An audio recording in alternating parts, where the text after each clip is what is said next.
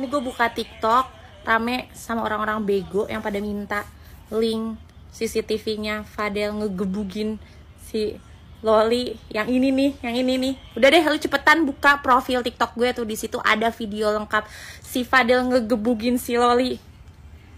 Langsung gue capek. Bego. Tapi kenapa sih kamu artinya tetap masih bersikukuh untuk berseteru dengan orang tua kamu sendiri? Ya karena dia nggak benar. Kan ya, di dunia ini kan bukan cuma anak doang yang bisa durhaka, tapi kan ibu juga bisa durhaka, gitu loh. Bahkan di dunia ini kebanyakan malah justru ibu yang durhaka terhadap anak, tapi anak yang selalu disalahkan, gitu. Jadi ya semoga aja anak-anak di sana yang diperlakukan seperti itu sama orang tua kalian, tolong bersuara, gitu loh. Jangan mau takut sama orang tua hanya karena mereka melahirkan kalian di dunia ini, tapi kan kalian juga tidak meminta kalian dilahirkan di dunia ini, gitu loh. Kalau bisa memilih pun pengen lahir dari rahim siapapun, saya mau, jujur gitu ya, karena saya nggak bangga gitu ya.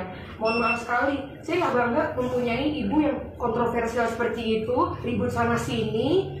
Bahkan ribut sana sini pun harus memperlibatkan anaknya biar dia ini istilah kata benar omongannya, disuruh-suruh juga lah. Saya sudah capek ya, saya sudah muak. Tapi kenapa sih kamu artinya tetap masih bersikukuh untuk berseteru dengan orang tua kamu sendiri? Ya karena dia nggak benar. Kan ya, di dunia ini kan bukan cuma anak doang yang bisa durhaka, tapi kan ibu juga bisa durhaka, gitu loh. Bahkan di dunia ini kebanyakan malah justru ibu yang durhaka terhadap anak, tapi anak yang selalu disalahkan, gitu. Jadi ya semoga aja anak-anak di sana yang diperlakukan seperti itu sama orang tua kalian, tolong bersuara, gitu loh. Jangan mau takut sama orang tua hanya karena mereka melahirkan kalian di dunia ini, tapi kan kalian juga tidak meminta kalian dilahirkan di dunia ini, gitu loh. Kalau bisa memilih pun pengen lahir dari rahim siapapun, saya mau, jujur gitu ya, karena saya nggak bangga gitu ya.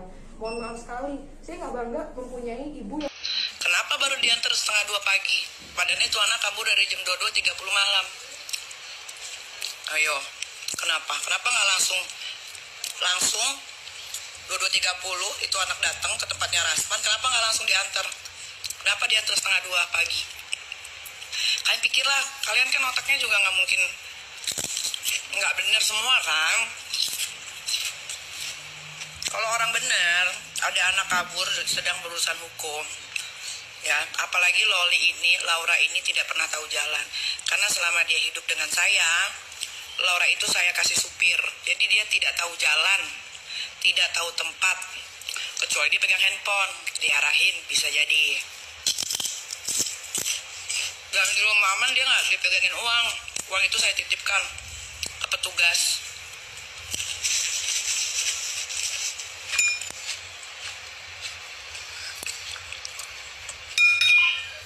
Anak ngapain sih lah? Logika aja guys, dari jam setengah 11 kabur, tapi saya tidak diberitahukan sama sekali sebagai orang tua. Ya bapak-bapak. Malah taunya jam 2 pagi dini hari dari TikTok.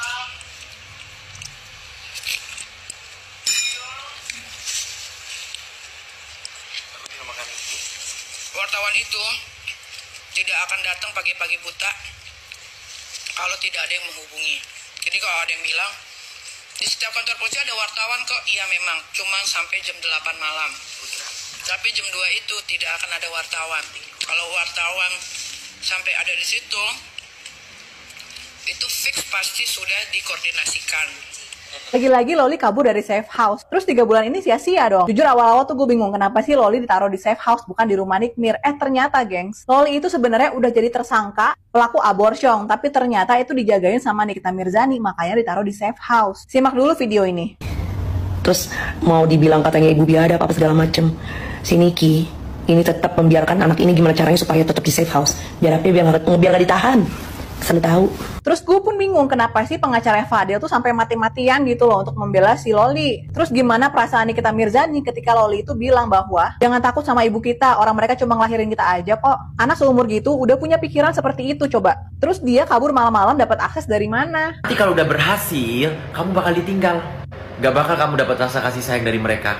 Ingat, mereka juga punya anak. Kalau dari teman-teman Nikita Mirzani, kita tuh bisa melihat bahwa Loli itu dimanfaatkan, gengs. Sama musuhnya Nikita Mirzani, karena Nikita Mirzani tuh emang nggak bisa kesentuh. Good point juga bahwa kenapa mereka itu mau susah-susah ngurus si Loli, padahal kan mereka punya anak sendiri. Kalau bukan untuk manfaat sesuatu, ya buat apa? Menurut gue kasus ini tuh semakin kompleks sih, dimana Loli itu 3 bulan di sana tapi nggak banyak perubahan. Aneh nggak sih? Ingat ya gengs, nggak ada satupun orang tua yang ingin menyesatkan anaknya, apalagi membenci anaknya. Sebenci-bencinya orang tua sama anaknya, itu anak bakal diterima kembali kok. Ini tuh sesuai dengan perkataan Nikita Mirzani untuk anaknya di videonya. Bahkan ada teori konspirasi yang bilang bahwa kasus Loli ini di-up gara-gara untuk menutupi kasus pelecehan agama oleh Isa Zega.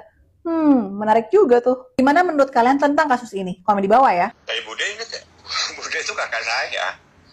Jadi kakak angkat saya. Jadi nggak ada yang tahu kecuali saya dan Nikita. Karena memang kita nggak mau nyampurin hal-hal yang bersifat privat ya.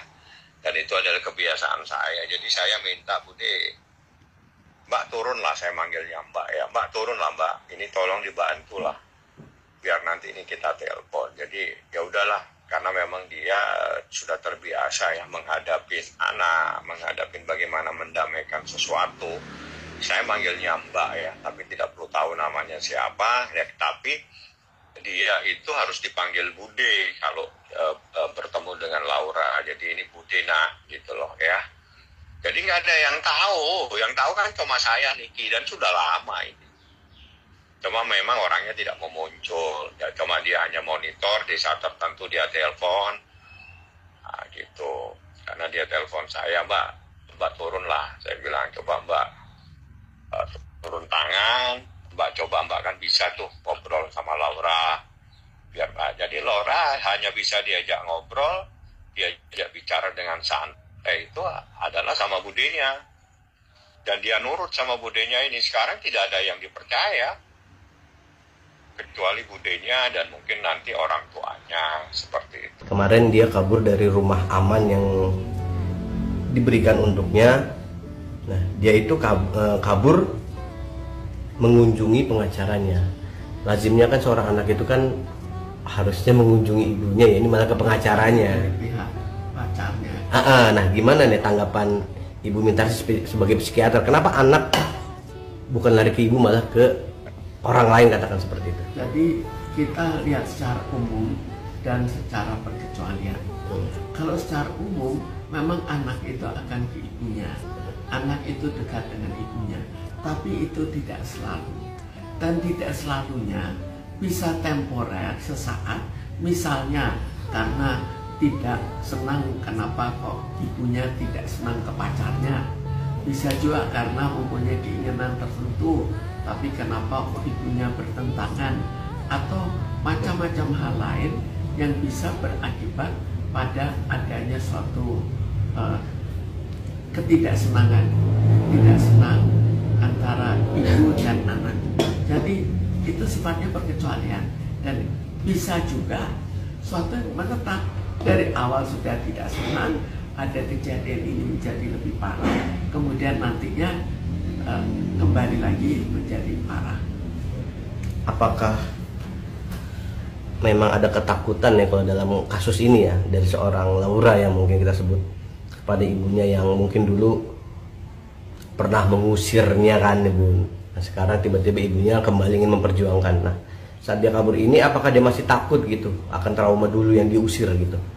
Sekarang mungkin sih mungkin ya, tapi pada umumnya bukan ketakutan itu yang dihadapi, tapi justru ketakutan bahwa dia tidak bisa dekat dengan pacarnya.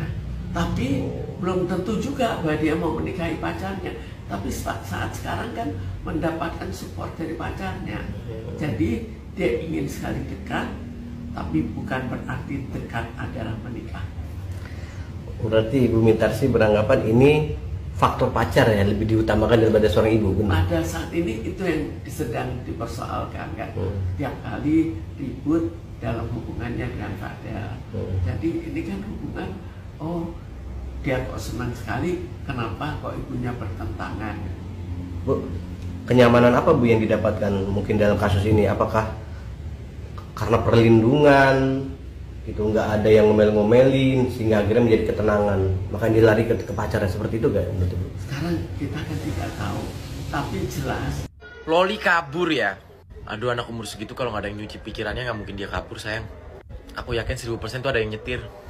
Nak, nanti kalau ada wartawan ngomong ini aja nak, ya nak ya, gini aja nak.